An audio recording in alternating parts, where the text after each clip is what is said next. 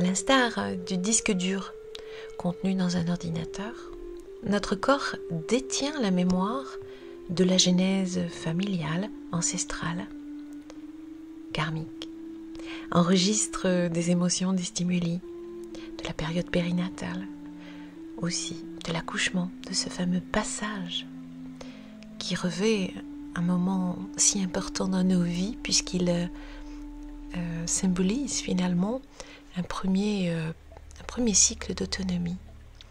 Nous quittons la chaleur d'un nid maternel où nous sommes en sécurité et à l'abri pour un extérieur totalement inconnu et au demeurant, dans l'instant, souvent froid et aseptisé.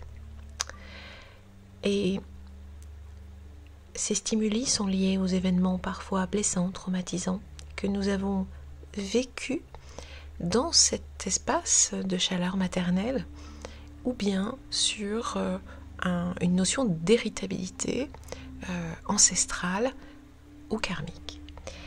Votre voyage terrestre, il a pu commencer dans les fantasmes de vos parents. Peut-être que dans la plupart des cas, ils ont fait l'amour, élaboré un projet de naissance pour vous. Cet acte charnel revêt déjà nombre de caractéristiques subtiles et déterminantes pour votre parcours de vie. Cet acte était-il rempli d'amour ou dénué de sentiments? Fut-il tendre ou paisible? Fut-il violent ou extorqué? Tranquille ou pressé? Ils vous ont envisagé, imaginé, transférant parfois en vous leurs rêves inassouvis, leurs chagrins, leurs projets non aboutis, leurs mystères, leurs deuils non faits, leurs secrets, leurs dénis, leurs peurs, leurs colères, leurs projections de réalisation ou de réussite, vous investissant de facto d'une mission d'incarnation ou de réalisation qui n'est pas celle prévue pour vous.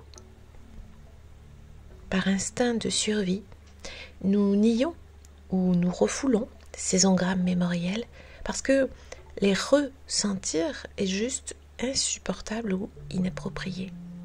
Nous développons alors des stratégies d'évitement ou de contournement.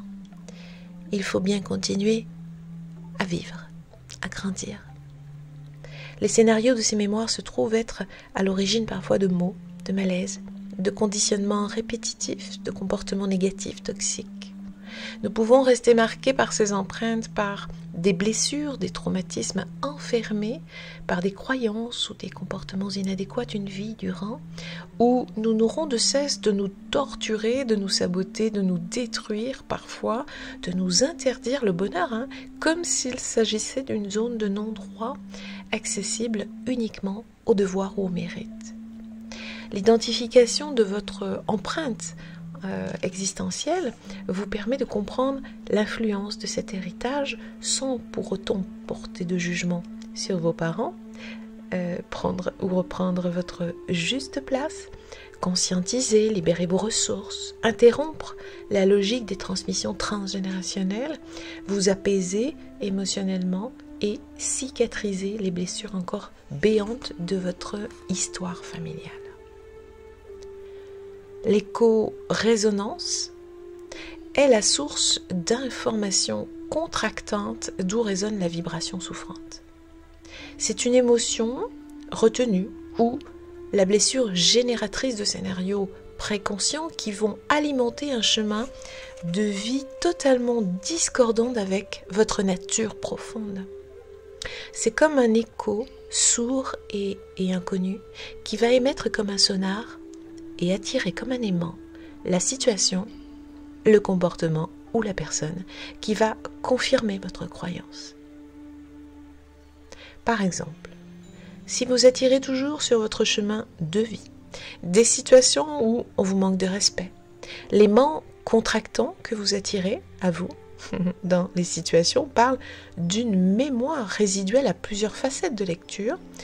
On peut y trouver de l'incrédibilité, de l'injustice, de l'irrespect de soi, de la soumission, de l'esclavagisme, bien d'autres possibilités. Tant chaque cas est unique et porteur en son sein d'une solution créative et réparatrice. Les coïncidences sera donc la revivance intempestive de cette mémoire toujours active qui créera des scénarios à mon insu jusqu'à ce que je vienne donner du sens à ces répétitions et reprendre mon pouvoir co-créateur de ma réalité.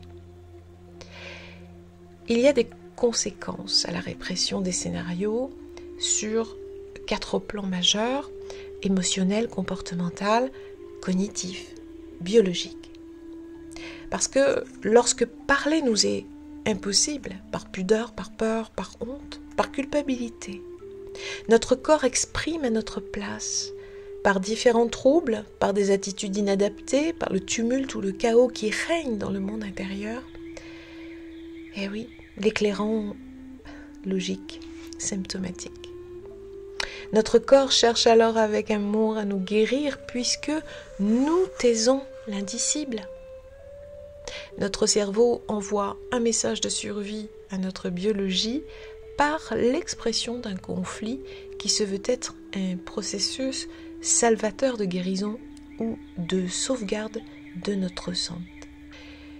Je pense avec une grande humilité et la sagesse de mon parcours aussi personnel, mon parcours de guérison, qui ne représente aucune vérité, mais plutôt une compréhension fine des mécanismes, des enjeux aussi, du processus maladisant, que on peut ne pas tomber malade.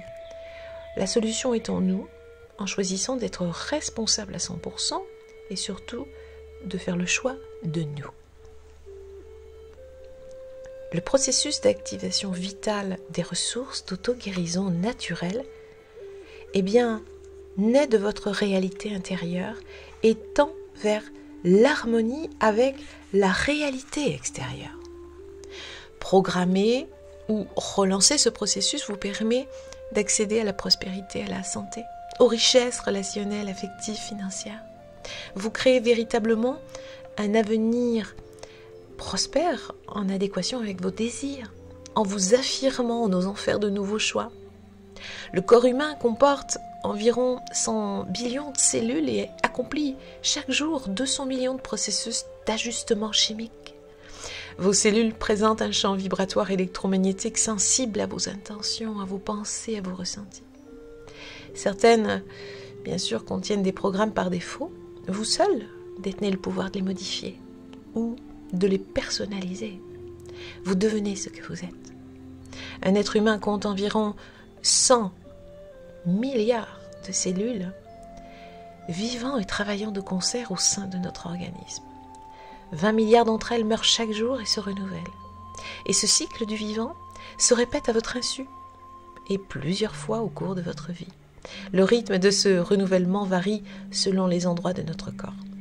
Les scientifiques considèrent aujourd'hui que nous renouvelons chaque jour 1% de nos cellules. Serait-ce un hasard s'il faut en moyenne à l'être humain un trimestre pour adopter un nouveau comportement?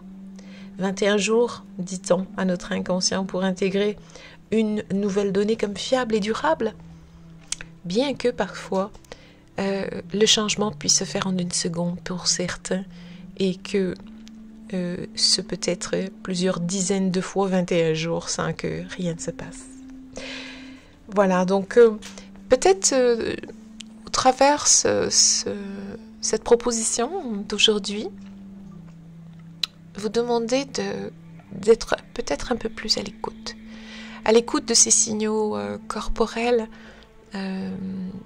qui sont le chemin de la dissonance, de la discordance, mais que pris dans un tourment, une agitation de chaque jour, dans un quotidien qui est souvent bien huilé, nous n'écoutons pas. Nous n'écoutons pas parce que c'est tellement vite fait de rationaliser ou d'intellectualiser les ressentis, ou de penser que c'est pas grave, ou qu'on s'en occupera plus tard. Et en fait, c'est un vrai dialogue que vous pouvez établir avec votre corps si vous êtes à l'écoute de ces perturbations, du moindre petit signe. C'est un message venu des profondeurs qu'il vous envoie, mais c'est aussi une invitation à plus d'équilibre, plus d'harmonie et surtout la possibilité de vivre un corps santé, en joie et en amour, puisque ce sont pour moi des piliers. Je pourrais même parler de trinité, tant l'amour, la joie et la santé sont pour moi indissociables, je crois. Voilà. Eh bien, vous pourrez, si vous en avez les longs, retrouver dans ce que je vous ai donné, délivré aujourd'hui, un contenu beaucoup plus dense et explicatif dans mon livre paru en 2017 qui s'appelait Vivre, c'est se choisir, et destiné à faire prendre un petit peu conscience de tout ça. Et puis sinon, beaucoup d'éclairages que vous pouvez trouver, des éclairages de logique du symptôme sur ma chaîne YouTube, ou bien, bien entendu, revenir vers moi si tout cela vous parle. Alors, comment mettre en route le processus de guérison? La première étape est peut-être reconstituer l'histoire du symptôme, du malaise, de la maladie, du scénario, en remontant autant que possible au moment où il peut y avoir un événement qui le déclenche, qui peut nous mettre sur la piste de l'événement qui a contracté ce qui se passe. Et là, plusieurs clés sont à notre disposition, thérapeute, pour investiguer de ce côté-là. Voilà, pour moi, il y a la psychogénéalogie que j'utilise quasiment en première intention, mais que je croise avec 4 voies qui me sont pour moi très pertinentes à observer aujourd'hui et qui constituent en elles-mêmes un regard contextuel épigénétique, c'est-à-dire qu'il y a la voie karmique. Nous avons véritablement un choix d'âme en venant au monde pour l'intention de travailler et grandir avec une nouvelle expérience. Il y a la voie transgénérationnelle, puisque selon le postulat où nous choisissons la famille dans laquelle nous nous incarnons, eh bien, nous allons souhaiter, bien sûr, épouser tout le maillage et le canevas familial, donc ancestral. Il y a la voie périnatale, le projet de naissance, dont j'ai pu vous parler précédemment. Il y a l'environnement utérin, ce bain, cette imprégnation si particulière et déterminante pour notre chemin de vie.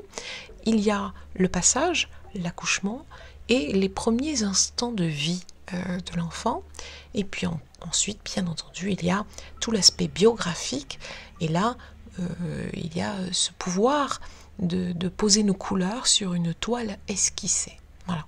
Donc du coup, on va pouvoir remonter. Après, ce qui est intéressant, c'est de voir quel est le rôle et la fonction peut-être de l'organe qui peut être affecté. Et là aussi, on ira chercher des pistes. Il y a des manifestations qu'il faut observer et donc faire des liens entre la symbolique du corps et ce qu'exprime le symptôme. Encore une fois, quand a débuté le malaise, le symptôme, ou à quel moment se répète ce scénario? Est-ce qu'il se passait quelque chose de particulier dans votre vie? Est-ce que vous avez éprouvé un sentiment ou une émotion particulière? Est-ce qu'il y a un phénomène de résonance? Est-ce qu'il y a un regard à porter sur un anniversaire peut-être? Est-ce que c'est une période anniversaire, Noël, le décès de quelqu'un voilà, qui chaque année vient voilà, peut-être vous perturber un petit peu.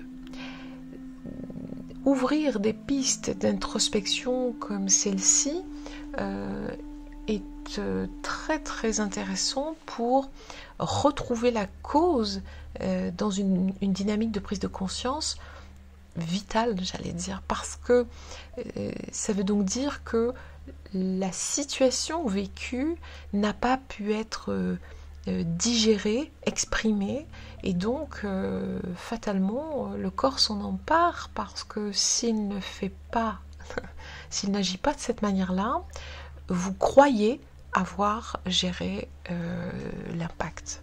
Ok. Ensuite, eh bien, il faudra s'occuper du conflit émotionnel de manière à aller vers la libération, voire la guérison émotionnelle à l'intérieur de cette immense bibliothèque que nous sommes. Voilà.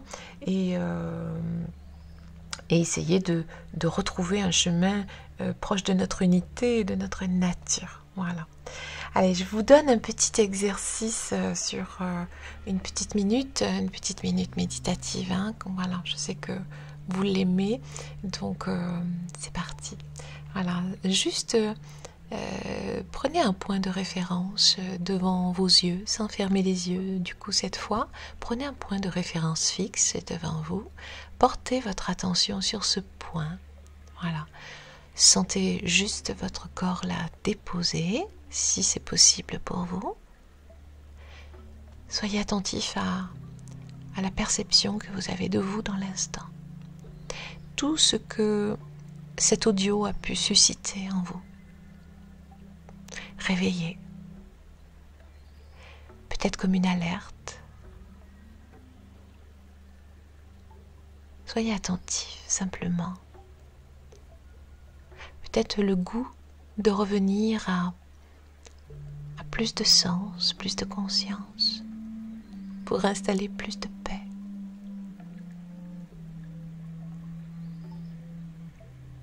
C'est si simple de se poser une minute où vous n'êtes juste centré que sur vous.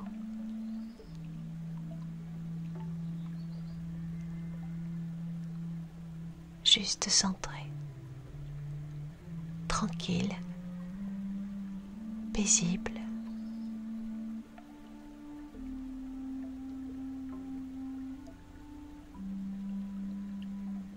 Une respiration calme.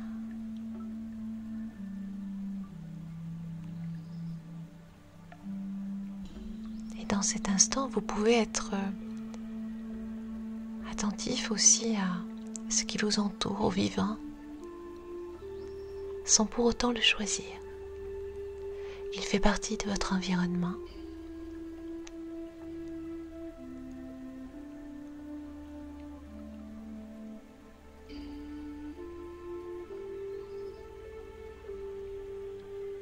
Revenez à votre terre intérieure.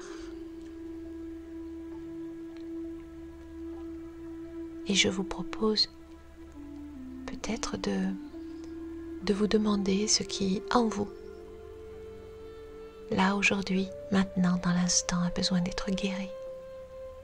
Vraiment.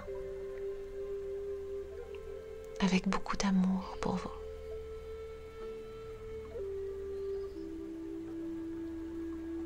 Voilà. Je vous remercie infiniment. Et je vous dis à tout bientôt. Prenez vraiment grand soin d'écouter la vie en vous.